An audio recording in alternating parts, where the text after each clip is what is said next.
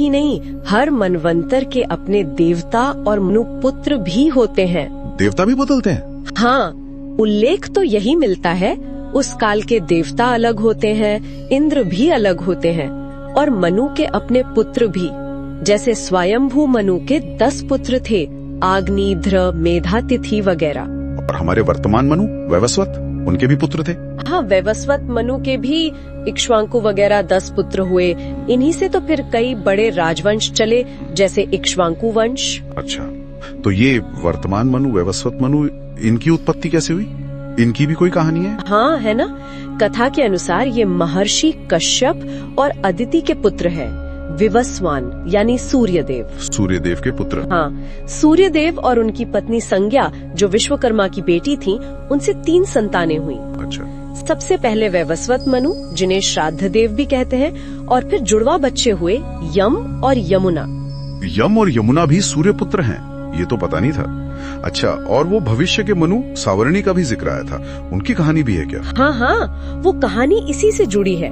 हुआ ये कि देवी संज्ञा जो थी, वो सूर्य का तेज सहन नहीं कर पा रही थी। अच्छा। तो उन्होंने तपस्या करने जाने का सोचा, लेकिन जाने से पहले अपनी छाया, मतलब अपनी परछाई, जिसका नाम सावर्णा भी था, उसे अपनी जगह पे रख दिया।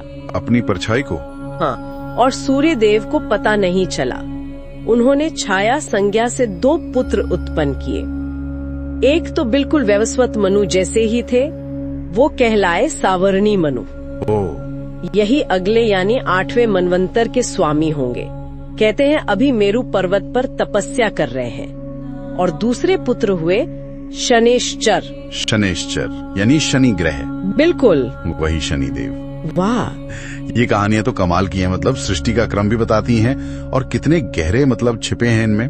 तो ये पूरा चक्र ऐसे ही चलता रहता है, सृष्टि फिर संहार फिर सृष्टि? हाँ बिल्कुल।